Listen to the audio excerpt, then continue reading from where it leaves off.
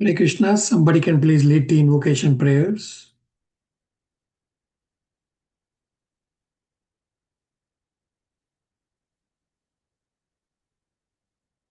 Somebody?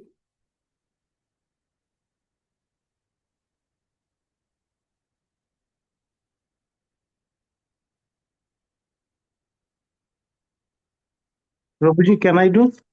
Yeah, go ahead. Hare Krishna. Om Ajnana Timirandhasya Gyananjaya Shalakaya Chakshur Unmilitam Ena Tasmai Sri Guruve Namah. Sri Chaitanya Manobhistam Sthapitam Ena Bhutale Shayam Rupa Kadamayam Dadatisha Padantikam.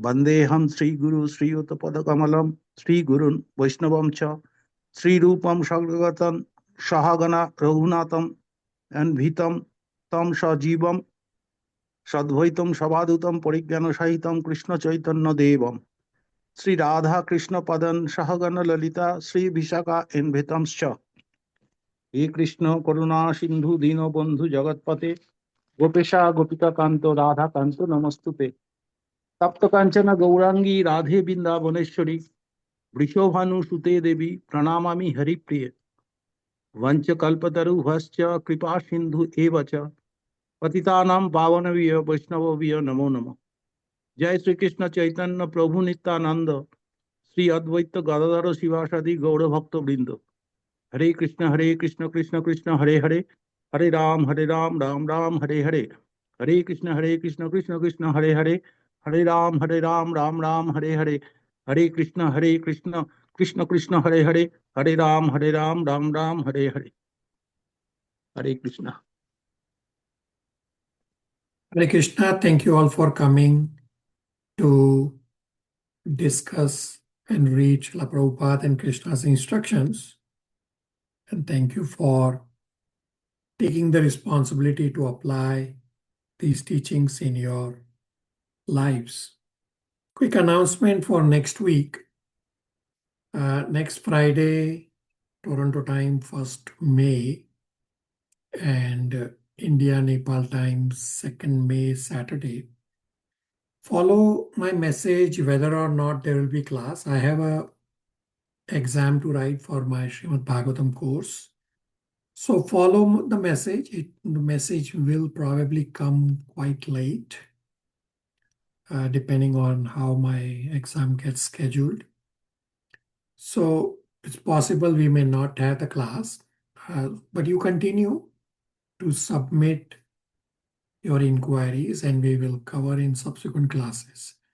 And you can use the time, the class time, to listen to the recordings, which I will anyway post in the group, the next recording in sequence, and use the time for that. So today we will discuss inquiries on Nectar of Instruction, text number 2, largely, that you all submitted. Question number 1. The wealth of the world actually belongs to Krishna, and every living entity, man and animal, has birthright to use God's property for his maintenance.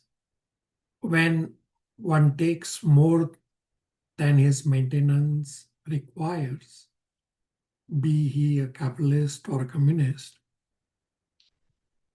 he is a thief, and as such he is liable to be punished by laws of nature. So there's the statement in the purport. So the question is, how will people who accumulate more than they require be punished by laws of nature?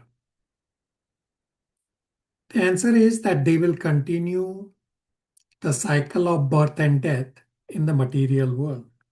So I have discussed in Bhagavad Gita 13.9, Janma Mrityu Jara Vyadhi.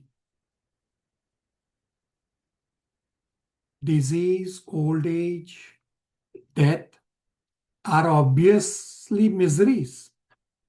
Similarly, birth is also a misery. In Srimad Bhagavatam, Canto 3, Kapila Siksha section, chapter 31, describes the movement of soul. The soul has misery in the womb, misery upon birth, because birth is actually a trauma, misery during young age, misery during youth and old age. So it's all misery continues in material world.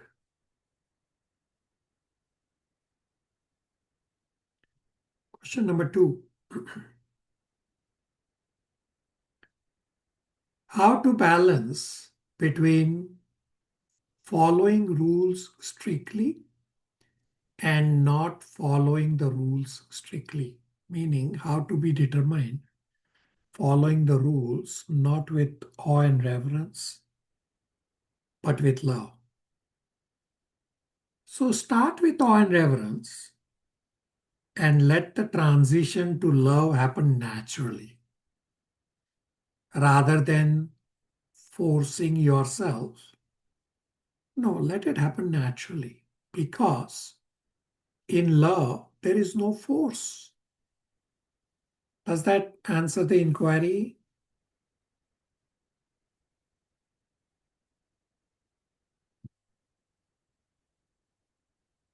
Yes, Prabhuji.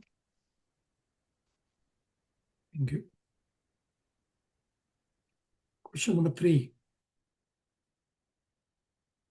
Prabhupada giving the example of $100 bill, is Prabhupada teaching us Yukta Vairagya from this example? So let's read. So this comes directly from Nectar of Instruction, text number 2. So let's read so that we have the context. I'll bring up on screen.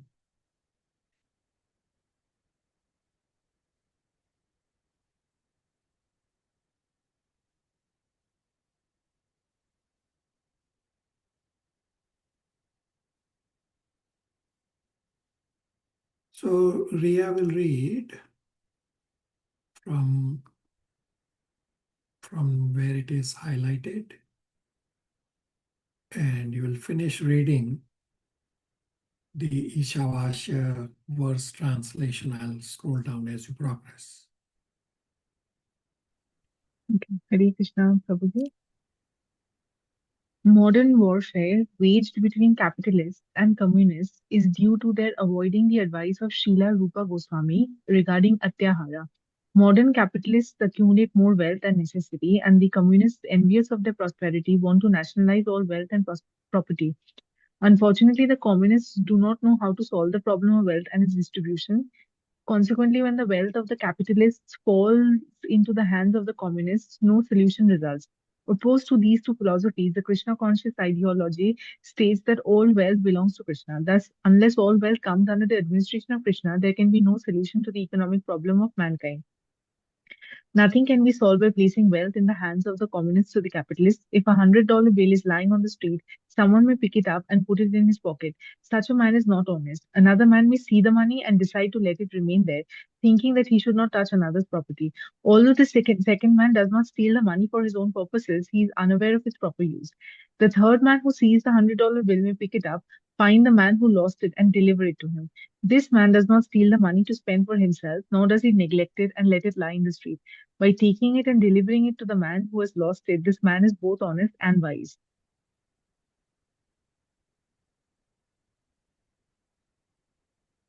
Prabhu, should I continue? Yeah, continue all the way to what is highlighted. Okay. Simply transferring wealth from capitalists to communists cannot solve the problem of modern politics, for it has been demonstrated that when a communist gets money, he uses it for his own sense gratification. The wealth of the world actually belongs to Krishna, and every living entity, man and animal, has the birthright to use God's property for his maintenance. When one takes more than his maintenance requires, be he a capitalist or a communist, he is a thief, and as such, he is liable to be punished by the laws of nature. The wealth of the world should be used for the welfare of all living entities, for that is the plan of Mother Nature. Everyone has the right to live by utilizing the wealth of the Lord. When people learn the art of scientifically utilizing the Lord's property, they will no longer encroach upon one another's rights. Then an ideal society can be formed. The basic principle for such a spiritual society is stated in the first mantra of Sri Isha Upanishad, ईशावास्यम् idam sarvam yat kincha jagatyam jagat tena tyaktena bhunjita ma grihada kasya svid dhanam. Everything animate or inanimate that is within the universe is controlled and owned by the Lord. One should therefore accept only those things necessary for himself which are set aside as his quota, and should not accept other things, knowing well to whom they belong. Hare Krishna. Very nice Sanskrit recitation of the Upanishad verse. So we read here, Prabhupada gives this $100 bill. So this is the inquiry. What exactly is Prabhupada teaching from this example? So we read in the verse, as we progressed, Prabhupada gives from Upanishad, the Ishavasya verse. Ishavasyam idam sarvam. Prabhupada says that everything belongs to Krishna. Therefore, everything should be used in Krishna's service. Yes, this is Yukta Vairagya also. So the question itself also has the answer. That yes, this is Yukta Vairagya, that whatever you can use in Krishna's service, use it in Krishna's service. That is proper renunciation, Yukta Vairagya. Does that answer the inquiry?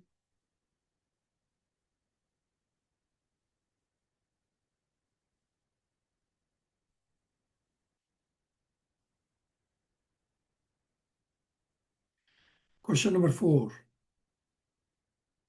What associations should a devotee avoid to safeguard their progress?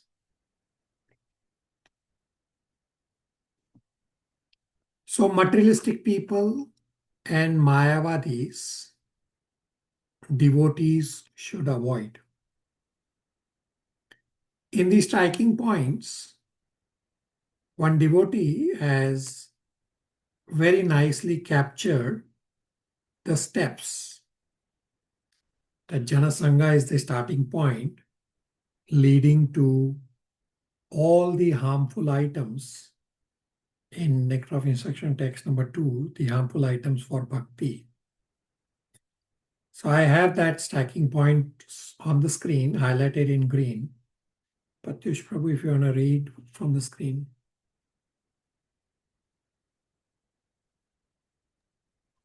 Prabhuji, Pratyush has not returned yet. He's coming. So should I read? We'll let Padma Kumar read. Okay. When you have atyahar, urge to accumulate more and more money, information, etc., that leads to prayas, over endeavor, because things don't come free, which results in Janasangha, association of non-devotees, because materialistic people are engaged in over endeavoring for the sake of sense gratification. Because of Janasangha, it results in loyam, excess greed. When there is Janasangha and loyam, then naturally, because we associate with materialistic people, we end up having prajalpa, useless, mundane talk, as we associate with materialistic people who are not following any of the principles and rules, regulations. The result is we don't feel importance of these rules ourselves also. Or other way, these materialistic people follow the rules because they feel these are just rituals to be observed. Hence both kind of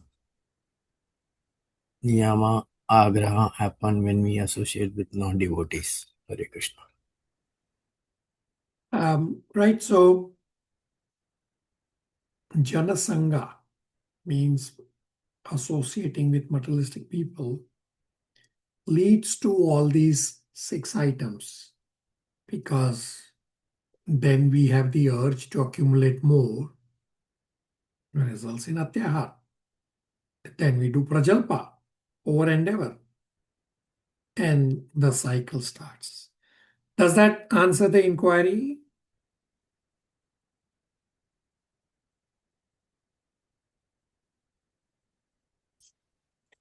Yes, Prabhuji, thank you.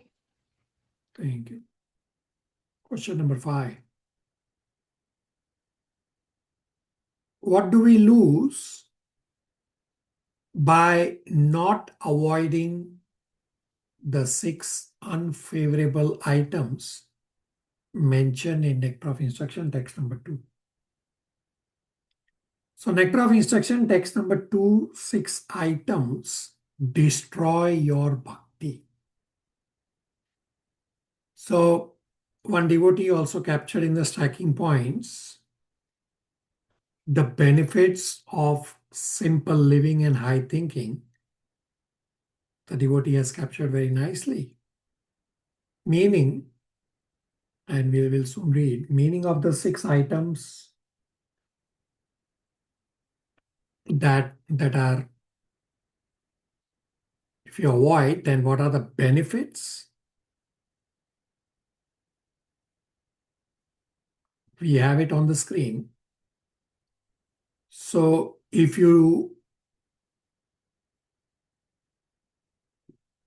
don't avoid Nectar of Instruction text number 2 items, then these benefits are also not there. Raksha, you want to read from the screen? Yes, Prabhuji.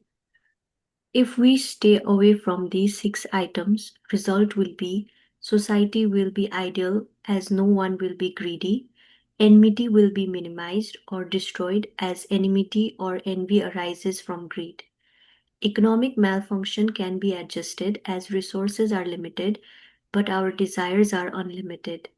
Political stability will increase when we curtail our desires, then resources can be managed. Spiritual community is established, environment conducive to spiritual practice is created. In association of devotees, we learn the philosophy and get training to practice the philosophy. Hare Krishna. Right, so all these benefits you don't get if you don't avoid the Nectar of Instruction 6 items that are harmful for bhakti. Does that answer the inquiry? Yes, Prabhuji, thank you. Thank you. Question number 6. How can a scientist or a researcher spiritualize their work or dovetail it to Krishna?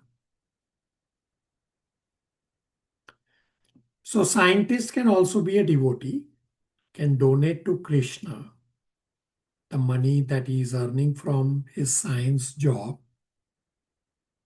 Scientist can be a devotee and distribute Bhagavad Gita knowledge by first himself using his intellect to understand Bhagavad Gita, because it is not easy to understand Bhagavad Gita. Now, if a scientist is, say, making a cell phone, instead of the current phone company's business model to introduce one new item in each of the new cell phone model every 2-3 months, so that their sales keeps increasing, what the scientist can do is can introduce all the upgrades in one model, so that rest of the time can be spent in Krishna consciousness. And people also are not addicted to new phone model every day. So by this, having all the upgrades on a new cell phone in one model, the scientist is using Krishna's energy efficiently. Otherwise, just visualize how much waste is happening. Every 2-3 months, many replace their cell phones, and the old cell phones, well, some get reused, but not all. Then they go to waste. So all over the world, there is this crisis going on. Where to put the waste? There is just so much waste being generated by people. Where do we put all this waste? So this way the scientist can work efficiently. I'm giving an example just to explain that it is possible. You can take this and apply to whatever be the scientific field. If you have some specific scientific field in mind, you can let me know and we can discuss. Another example, say scientists producing nuclear bombs. Now that you cannot use in Krishna's service. Yeah, the nuclear technology, if it is properly used in generating electricity, that's understandable. That is proper use of scientists' knowledge for advancement, like advancement in a sense that the electricity generated by nuclear energy is less harmful to the nature. Does that help with the inquiry, or do you have any specific area to focus on? Thank you, Prabhuji. Prabhuji, may I ask, what about something like mining? Is that good or bad? Because in a way, mining also feeds into the capitalist economy. So Prabhupada said that Krishna consciousness is not against economic development as long as it is used in Krishna's service. Now, obviously, right now, the economic development is not used in Krishna's service. And we don't have control on that because most of the people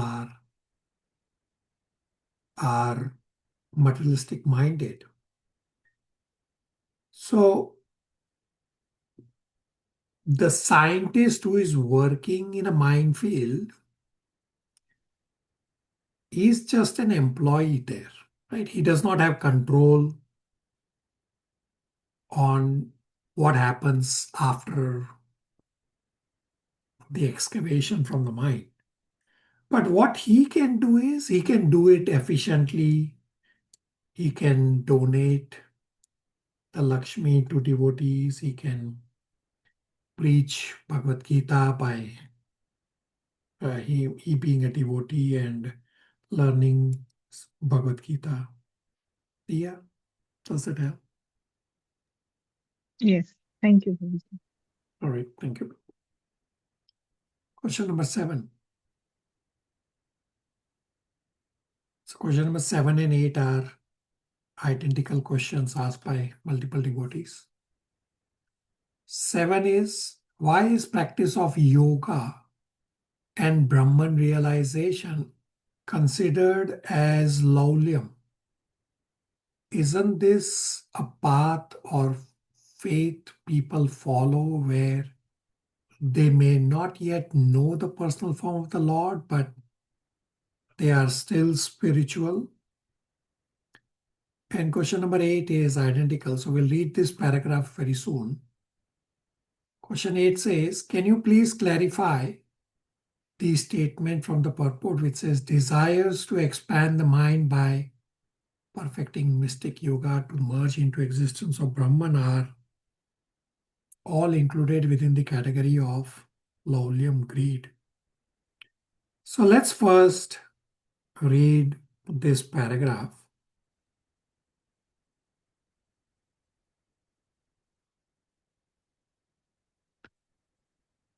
So this is nectar of instruction, text number 2, the paragraph highlighted. Follow me on a read. Yes, Prabhuji. Hare Krishna desires to expand the mind by perfecting mystic yoga to merge into the existence of Brahman or to attain whimsical material propensity are all included within the category of greed, lolia. All attempts to acquire such material benefits or so-called spiritual advancement are impediments on the path of Krishna consciousness. So split the items and then this will become easier to follow.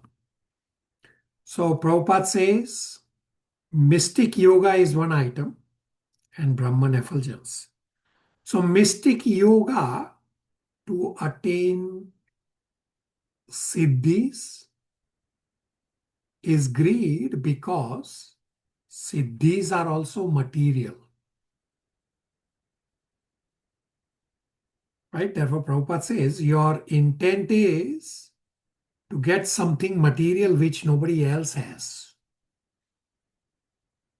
Yeah, you may be doing austerities, but still, what are you doing the austerities for? To attain material siddhis. Therefore, it is greed, it's a waste of time.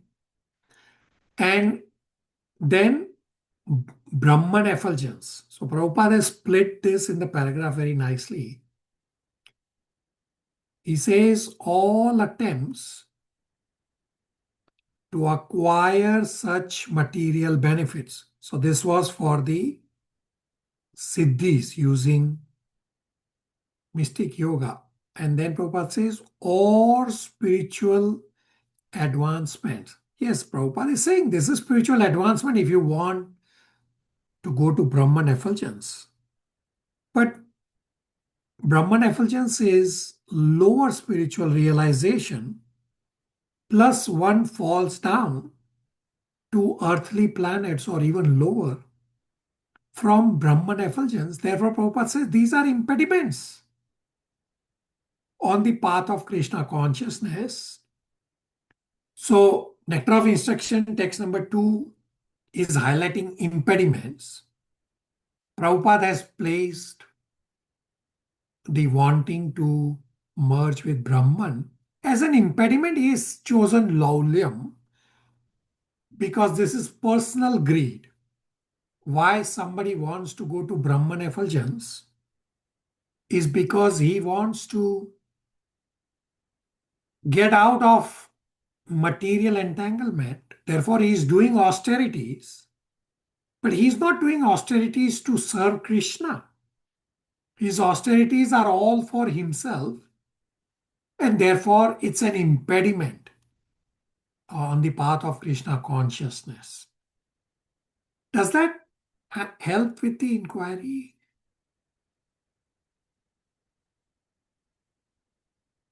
Seven and 8. Prabhuji, I have a follow-up question. Yeah. So when you say this, like siddhis, like yogis, do they have siddhis? Like what exactly is siddhi? And does any yogi in this age, like, do they have the siddhis? So, siddhis, there are 8 kind of siddhis. There's a verse in Canto 11. I can bring it up on screen next time. I don't remember the verse right now. It's in Canto 11 someplace on siddhis. So there are 8 siddhis that say somebody wants to become smaller than the smallest or bigger than the biggest. And what are all these? They are trying to gain something material. All these siddhis are material siddhis. They are not spiritual. So somebody in the material world, it's possible they may have siddhis. We may or may not know. Now, if you go to Kumbh Mela, for example, where all these yogis come, some of them do have siddhis. In one of the lecture, Prabhupada has said that when you go to Kumbh Mela, which happens once every 12 years, be very careful, because at Kumbh Mela, there can be advanced devotees with siddhis or even demigods come on earth to take part in Kumbh Mela. So these are material, right? Demigods also are within the material realm. So these are material siddhis. And I did find the Canto 11 verse I'll have on screen. So this is 11.15.4 and 5. So 11.15.4 and 5 verse. So these are all the siddhis: Anima, Mahima, Lagima, Prapti, Indriya. And we'll read the translation. Mansi, you want to read the translation? Hare Krishna. Translation. Among the 8 primary mystic perfection, the 3 by which one transforms one's own body are Anima, becoming smaller than the smallest, Mahima, becoming greater than the greatest, and the Lagima, becoming lighter than the lightest. Through the perfection of Prapti, one acquires whatever one desires, and through uh, Parakram Siddhi, Prakamya Siddhi, one experiences any enjoyable object, either in this world or the next. Through Asita Siddhi, one can manipulate the subject sub-potencies of Maya, and through the controlling potency called Vashita Siddhi, one is unimpeded by the 3 modes of nature. One who has acquired Kamava Saita Siddhi can obtain anything from everywhere to the highest possible limit. My dear gentle Uddhava, these 8 mystic perfections are considered to be naturally existing and unexcelled within this world. Hare Krishna. Right. So these 8 siddhis, they are within this world. And if you read through, what does he say? That they can get any enjoyable object in this world, right? Or control the potencies of Maya within this world. So these are all material siddhis.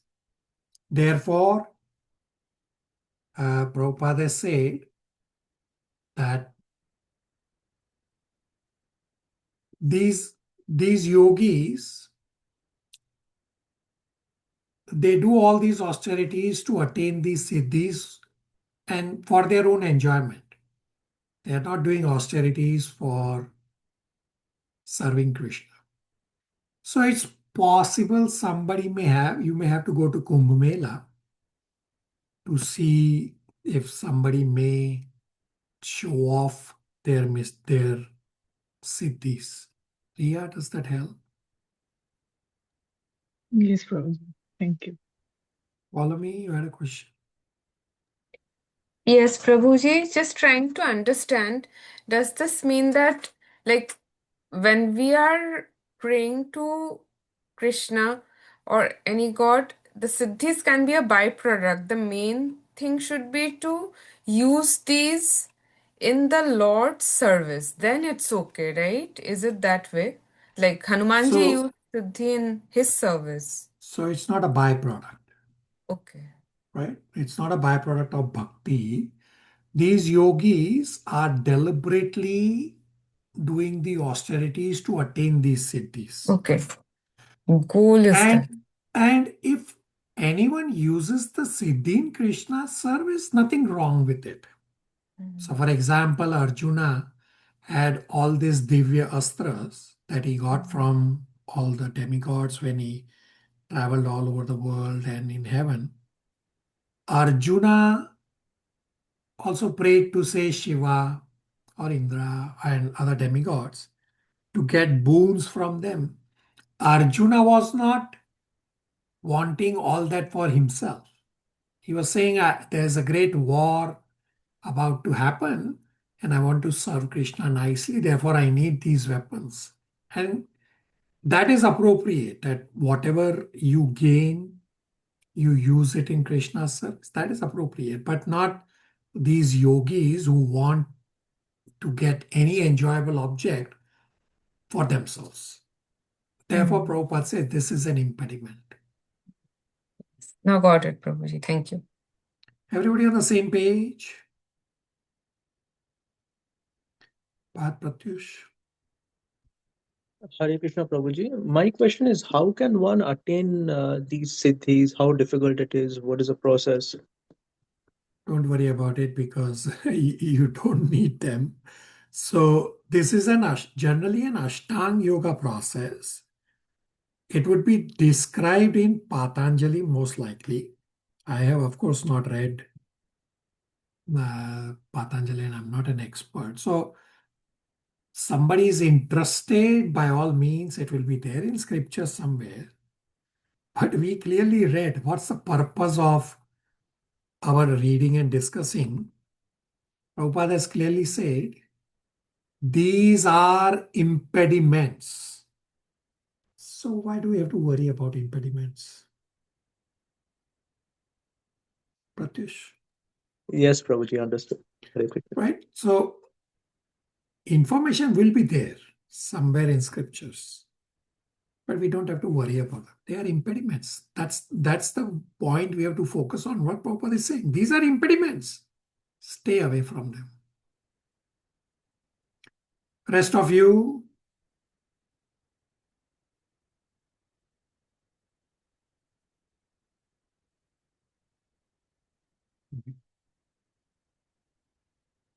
question number 9. Can you please let me know the proper pronunciation of the words agraha and agraha, as one is the opposite word of the other? Very good. So in the word for word translation, if you go to Nectar of Instruction text number 2, so in the word for word translation, Prabhupada has explained this point. So if you see agraha has a little line above the A, meaning you are pronouncing this as double A, means a longer A. It's not A, rather it's A. Right, so one pronunciation where you have the little line above the A, that is agraha, double A. You are emphasizing on the A, means too much attachment. And then Prabhupada has given in the bracket the second meaning. You see in the second agraha, it's only single A. The line is not there on top. This agraha is still Sanskrit. There is a little dot below the H. Same way as you have the dot below the H, the agraha. So the pronunciation is the one agraha and the other agraha. One is the A is emphasized as the longer A. Agraha, and the other is the shorter agraha. So agraha means too much attachment, and the single A, agraha, is too much neglect of. So you are reading niyam agraha or you are reading niyam agraha. Does that help with the inquiry? Hare Krishna Prabhuji, yes, yes. Right, thank you. Question number 10. Nectar of Instruction, text number 2, point number 4 says, practicing the scriptural rule only for the sake of following. But it is impossible to follow all the rules listed every day from day one. Sometimes I need to force myself to be done for the sake of doing so that I can practice and set the routine. And one day in future, maybe I will do these rules with full surrender and wholeheartedly. Is that okay? If not okay, then please suggest how can I improve on this point. So you following few rules right now is perfect because you are working towards following all rules or most of the rules. You are right now not following the few rules for the sake of following. No, you are actually being perfect. So in Nectar of Devotion, 64 items of devotional service are listed, and devotees present here, those who have completed Nectar of Devotion, can validate this, that we have discussed in Nectar of Devotion to divide the 64 items in 3 categories.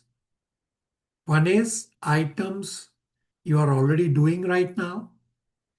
Second is items you should start doing very, very soon. And third category is items to start doing sometime in future. So gradual progress in spirituality is the appropriate approach. So those devotees present who have completed Nectar of Devotion, you want to share something on how we have divided the 64 items in these 3 categories?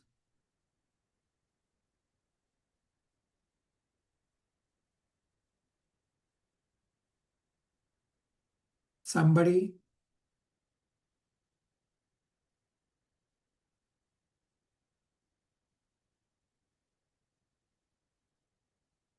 Some of you have completed Nectar of Devotion, I think.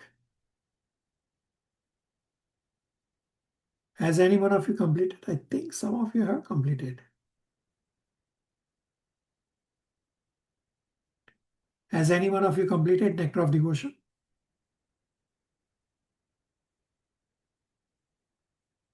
No, Prabhuji, I didn't. No, I didn't, Prabhuji. Hare Krishna Prabhuji. I did, but I forgot that one, Prabhuji. All right, that's okay. So we basically have divided the 64 items of devotional service in 3 categories. That some items are for future. So you are on the right track, that you progress gradually. Does that help with the inquiry?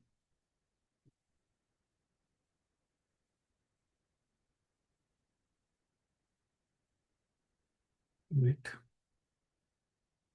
Question number 11. So there's this scenario and then a question. Question 11 says, for people who have ambitions for material success, it is imperative that they build professional contacts. In the workplace, some people might be open-minded to whom you can preach the value of Bhagavad Gita, while others might not be willing to hear about religious topics at all. If we want to build a professional relationship with the people who are not willing to hear religious topics, resorting to small talk or prajalpa might help build a rapport.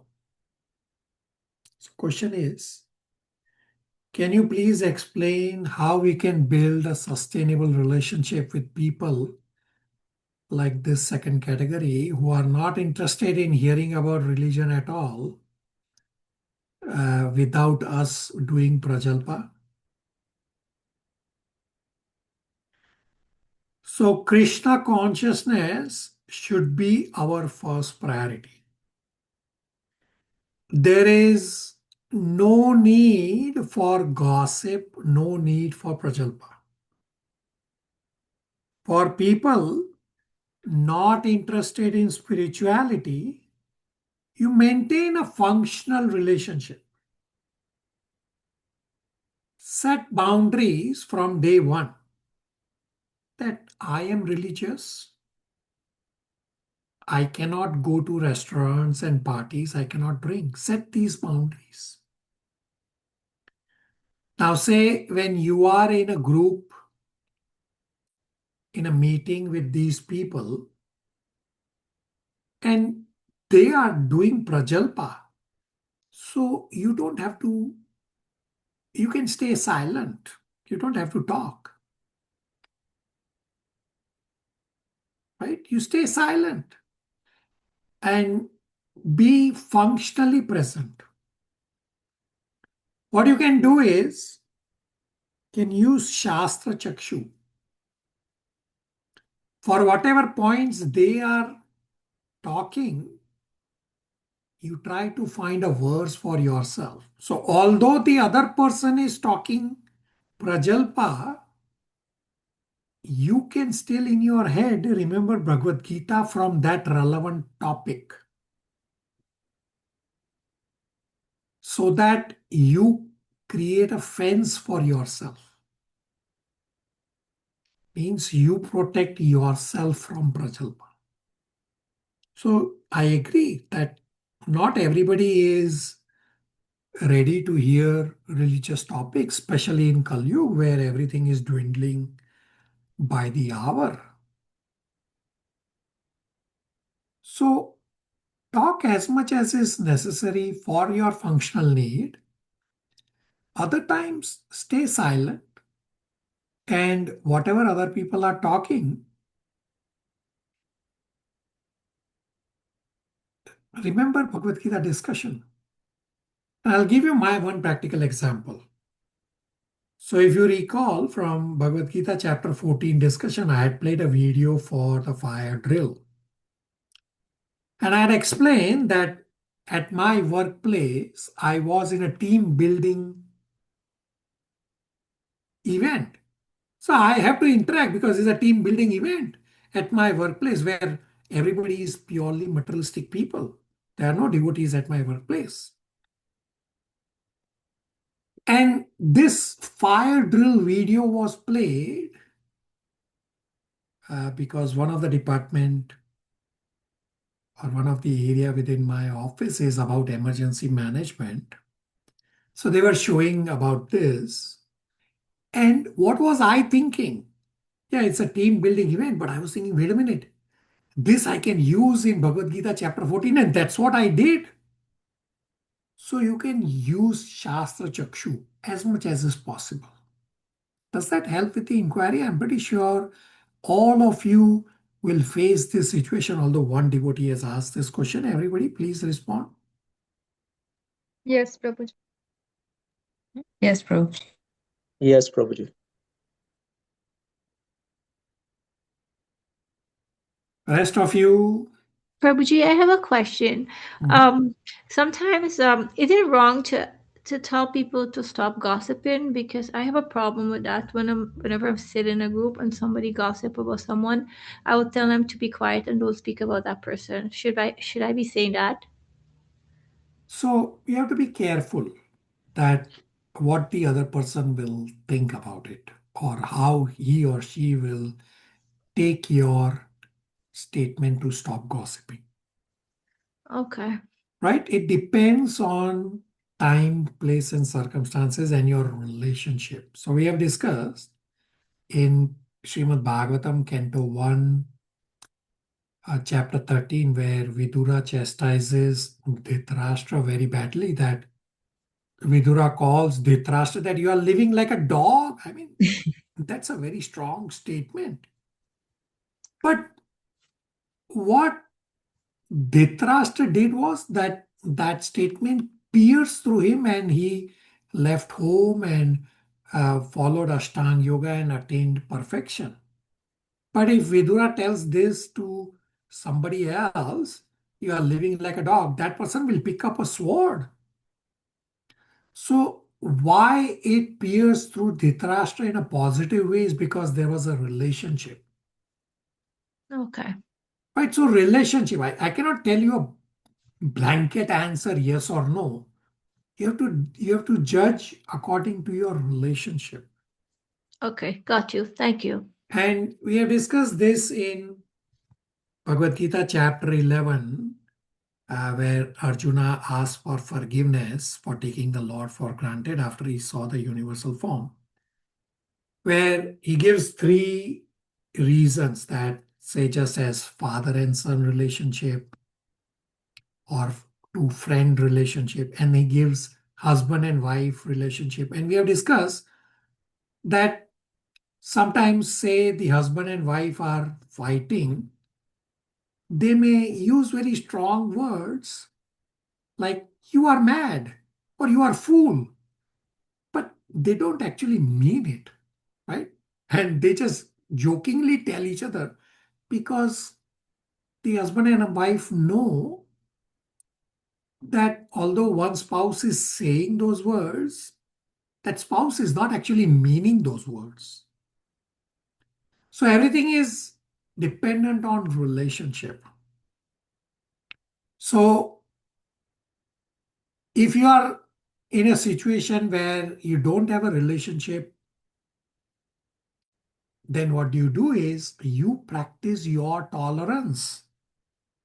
So we have discussed this in Bhagavad Gita chapter 13 verses 8 to 12, the qualities that we have to develop. That practice developing these qualities when you are provoked. So what Deepa is describing the situation that I get irritated. I just want that person to stop, but that's a provocation.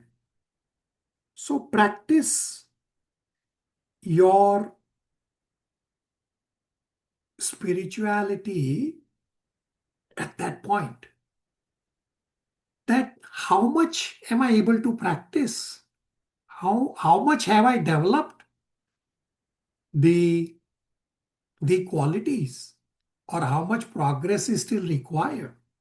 So we have discussed that last class. I think we discussed, maybe that was in the Bhagavatam class, that when you hear something that you don't like, you should have turbulence inside you. If you don't have turbulence, that means you are a robot, that you don't have feelings. No, you should have turbulence. But humility is that you do not react to that turbulence. You learn to tolerate. That's your humility. That's, you use the circumstances for your benefit rather than criticizing somebody else. No, don't criticize. You use it to your advantage to practice your spirituality. Does that help everybody? Yes, Prabhuji, thank you so much. I will try my best. Thank you. Yeah, we can keep trying, right? We are right now as if we are in a shower, that we are trying to cleanse ourselves. So it's a practice. We have discussed multiple times that just as in cricket, the bowler wants to bowl a Yorker so that can get the batsman out. He practices and practices and practices and practices and practices, ongoing again and again till he perfects. Some are very good at that. For example, Bumrah from India is very good. There are others also. But not everybody has that skill. So it's a matter of practice for us also, that we keep practicing till we reach the perfection level or at least some elevated level. Deepa? Thank you so much. Path, Pratyush, Prabhu. Prabhuji, my question is, we have discussed that it is advisable to live high thinking and uh, simple living, basically. Yeah. So my question is for someone who does have material ambitions and also wants to maintain steady devotional service. In a workplace, if someone like doesn't interact with like a manager or someone else and just keeps a functional role where one keeps quiet during small talk or whatever, then sometimes promotion or like other kinds of things can get impeded. So how do we make sure that the functional role can also be optimum for uh, material success as well? So it's not again a black and white answer. And you might have assumed that doing gossip is a criteria for promotion.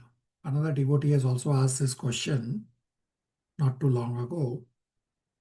It's virtually present also among us. That it is not necessary that gossip is the only way to get promotion.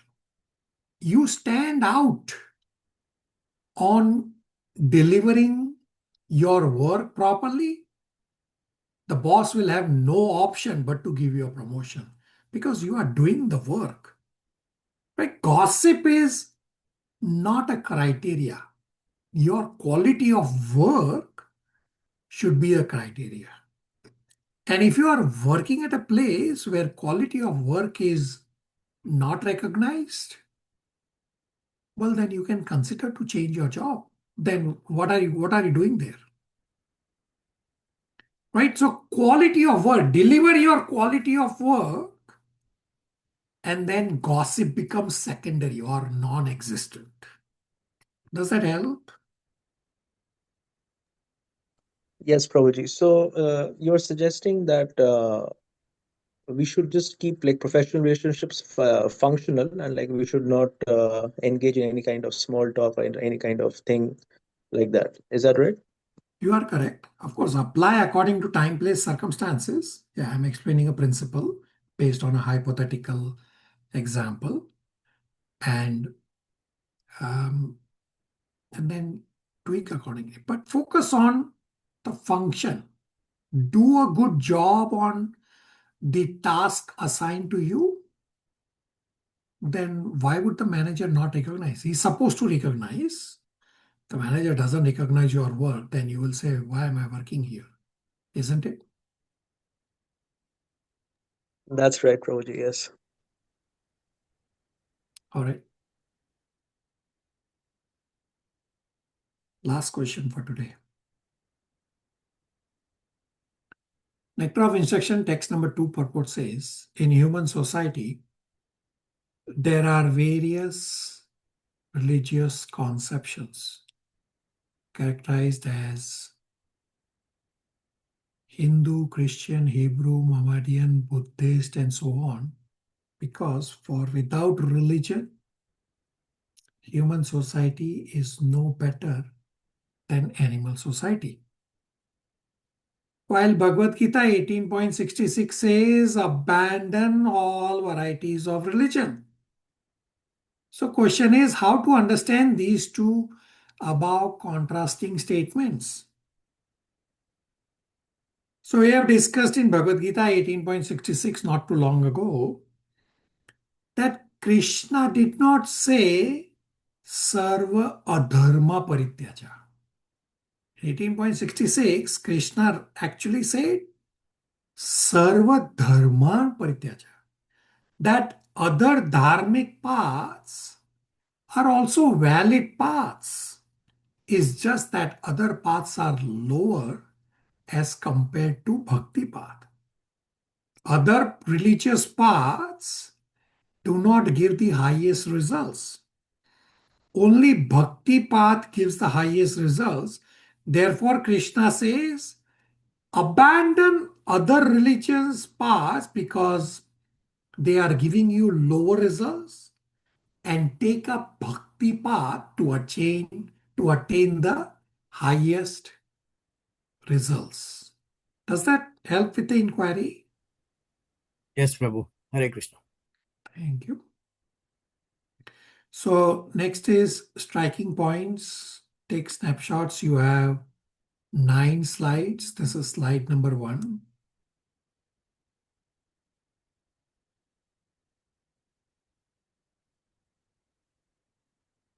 Two,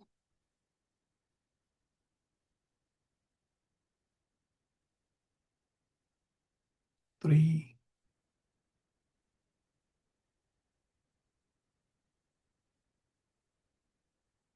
4,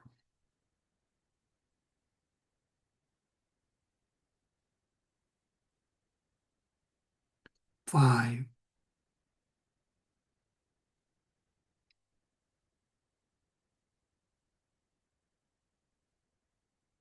6,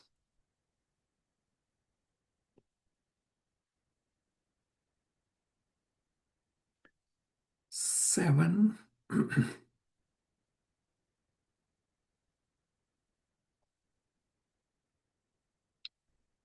8. So 8 slide has this point highlighted in yellow. Subhash Prabhu, you want to read the highlighted point number 41 in yellow and I'll explain. Hare Krishna. Although all 6 activities listed in the text 2 sound simple, but how difficult it is to follow and adapt in this age of life, where being simple in every aspect of life is considered as boring and being materialistic is considered as cool or successful. Hare Krishna. So we have discussed in Bhagavad Gita that if you compare your success, means spiritual world success, if you compare with material world success, then you're going to stumble, right? Spiritual success means you are getting purified and you are living as a soul. You are doing devotional services so that at some point you will get elevated to Goloka Vrindavan. And material success means I have attained so much bank balance, I have become a manager or a director or a CEO or whatnot. Well, the definitions of success are different. So if you think something is cool in the material world, means you are taking association of materialistic people.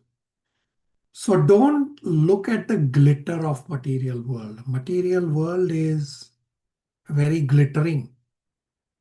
No, it's all temporary. It's broken piece of glass. Dhruv Maharaj wanted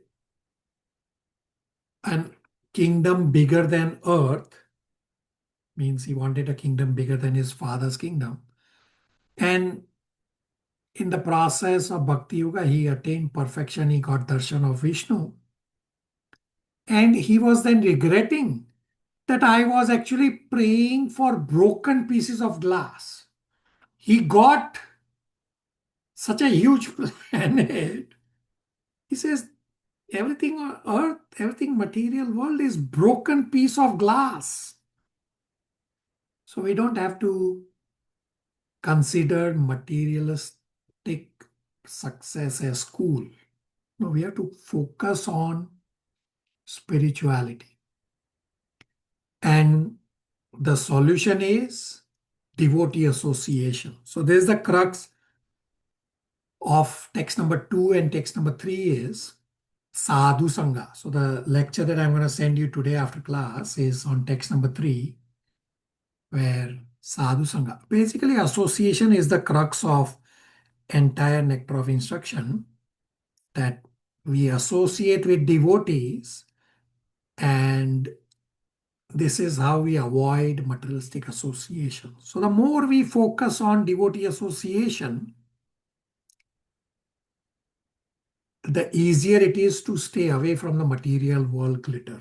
And therefore, text number 2, purport very first line says, simple living and high thinking. If you live a simple life, that material world glitter will not matter to you. Does that help with that point?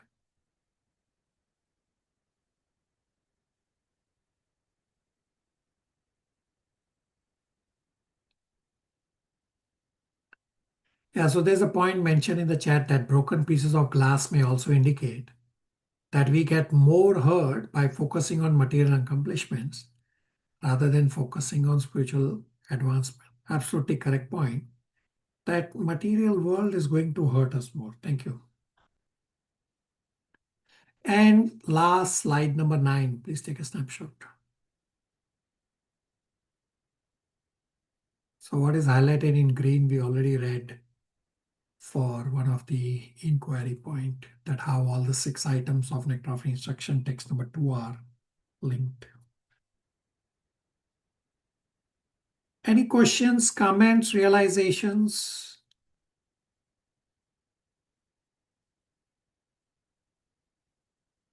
Prabhuji, I've learned that I have to be a little like I have to tolerate certain people and be have humility. Yeah, very good. Thank you. Thank you for listening with rapt attention.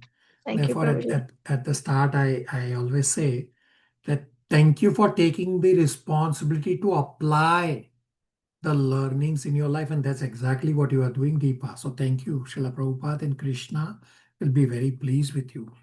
Thank you, Prabhuji. Thank you. So as I said at the start of our class, that next week, next Friday, May 1st, Toronto time, which will be May 2nd, Saturday, India and Nepal time. It's possible we may not have a class because I have to write my Srimad Bhagavatam exam.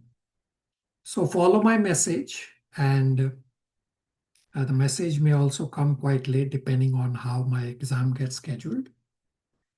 And if our class gets cancelled, you continue to populate your inquiries and striking points. I will cover in subsequent class, and you use the class time to listen to the next class recording, which I will anyway post whether or not our next class, the live virtual class, happens. Thank you all for tolerating that we may have to cancel because I have to also write my exam. Thank you. We'll stop here. Hare Krishna, everybody. Hare Krishna. Thank you, Hare Prabhuji. Krishna. Hare Krishna, Prabhuji. Hare Krishna, Hare Krishna, Prabhuji. Prabhuji, Hare Krishna.